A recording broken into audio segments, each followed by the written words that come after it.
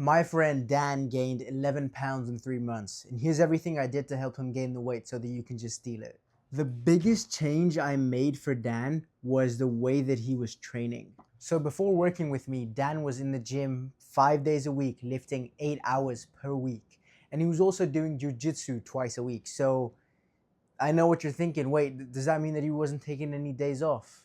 Yeah, he wasn't taking any days off. And what you might be thinking is, oh wait, bro, he was like training 7 days a week. He must have been in fantastic shape. He must have been like jacked out of his mind.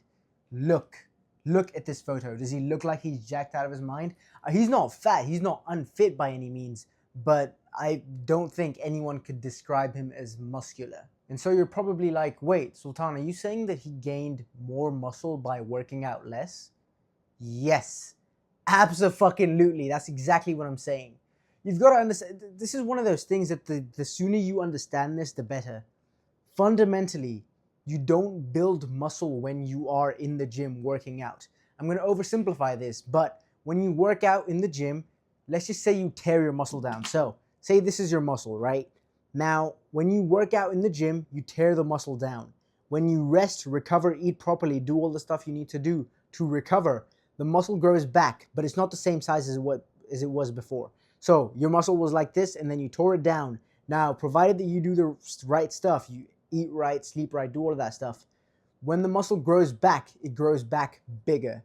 Now, again, this is an oversimplified analogy, but if you could just look at it this way, a lot of you guys are probably going to fix your training approach. So I fixed his training approach. Now he still trains, just trains less, and he trains right. And guess what? He gained muscle. He gained 11 fucking pounds of muscle because he started training right. His mindset changed from I need to train more to I need to train right. Keep in mind that spending extra hours in the gym without a plan in mind is a fucking waste of your time. There's no point being at the gym without a plan of like, oh, here's what I'm gonna do, or here's why I'm in the gym. It's like when you sit down to study, or maybe when you go to the office, try to do some work, and you're like, yeah, I'm gonna go get some work done. And it's like, what work are you gonna get done? And you're like, I don't know. Why are you going if you don't know what you're gonna do? And so you're probably going, yeah, bro, blah, blah, blah. What does it actually mean to have a plan in the gym? Well, it can mean loads of things, but I recommend starting off with knowing how many times you're going to the gym per week, actually having a plan of what you're gonna do when you're in the gym, and also choosing exercise that align best with your goals. For example, if you work a desk job and you're trying to look good in a suit, and you start off every single workout session with 15 sets of calf raises, then what are you doing? And the same way, if you're a busy housewife trying to look good in a bikini for the summer, what are you doing starting every session off with like 5 sets of bench press? So other than figuring out a plan for Dan, I also implemented a few form changes where I was like, hey, fix this here, fix that there, fix this here, fix that there. And he was like, oh my God, I can finally feel my muscles working. And I was like, yeah, because now you're lifting with intent. If you're going in the gym just to move weight around, I mean, I hate to tell you this. I've been in your shoes, but you're not gonna build muscle. Moving weight around doesn't mean that you're gonna build muscle. Lift with intent if you want to build muscle. The second thing I fixed for Dan was his diet. So Dan had tried to gain weight before working with me, obviously, and I was trying to, ask him questions, figure out what the problem was, actually diagnose what's stopping us from gaining the weight. And so I was like, hey, bro, what have you tried before? What hasn't worked? Da, da, da. So Dan had tried to gain weight before working with me, but nothing seemed to be working. So I was just asking him questions, trying to figure out what the actual problem was, what was stopping him from actually gaining the weight. And so I was like, hey, let me ask you a question about this, that, this, that. And he was like, yeah, bro, I've tried everything. Like, I'm on 3,500 calories and I just can't gain weight.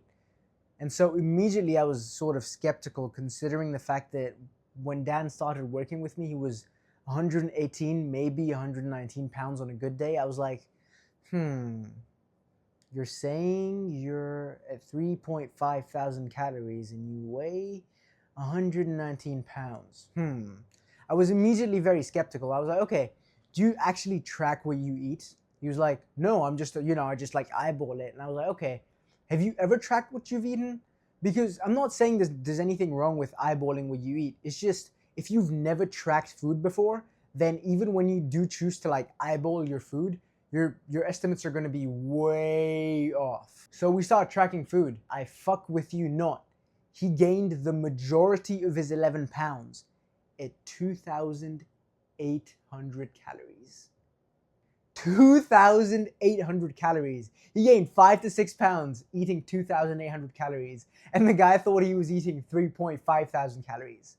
Can you fucking imagine a 700 calorie discrepancy? 700.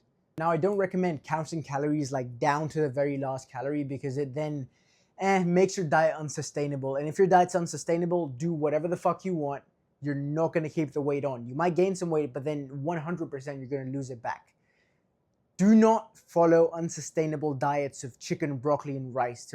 Now, the third thing that Daniel did, and this isn't something I can take any credit for because it's just a positive trait that he possessed when he started working with me, which was the ability to follow directions. I told Daniel what to do and he did it.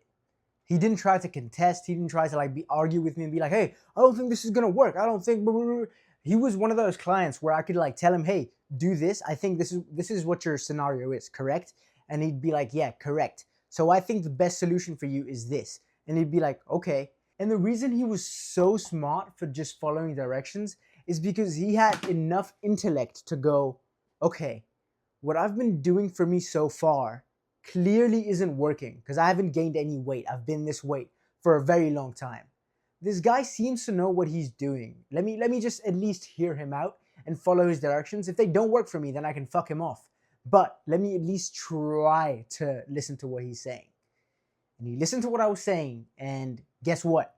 11-pound weight gain in 3 months. If you don't have that fundamental ability to look at someone who's more experienced than you, knows more than you, and actually just listen to them and be a good student, you're not going to make progress anywhere. At work, at school, with your fitness. If you're not willing to listen to people who are more experienced and knowledgeable than you, then you can't be coached. And that's it. If you are like Dan and you implement all 3 of these steps, I promise you're going to gain weight. And in fact, if you want all of these things implemented for you, then you can click the link in the description and come work with me.